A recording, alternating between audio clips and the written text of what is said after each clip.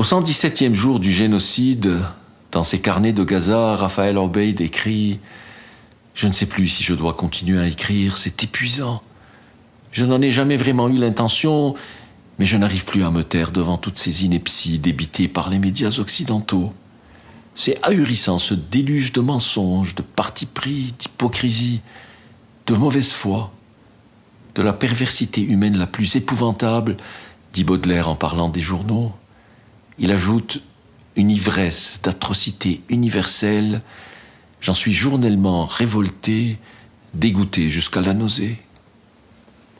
Je ne peux pas continuer à me lever tous les matins quand ce n'est pas durant la nuit, tellement mes nuits sont de plus en plus ponctuées de sursauts, d'inquiétude, de tristesse, et être aveuglé par tant de conneries et de futilités dans la presse québécoise.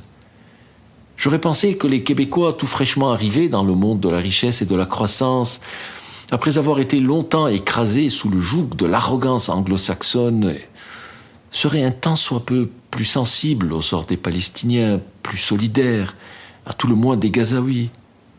Mais non.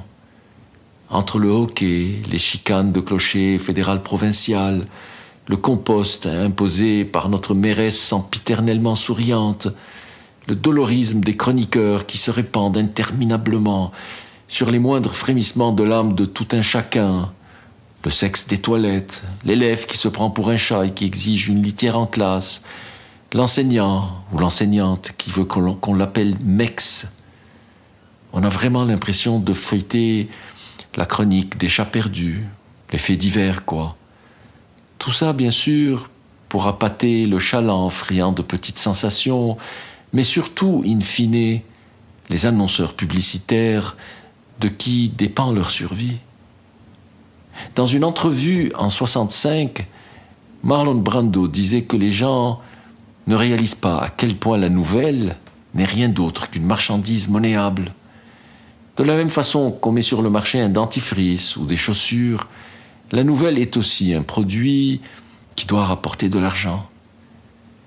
Et pour finir, Baudelaire encore, je ne comprends pas qu'une main pure puisse toucher un journal sans une convulsion de dégoût.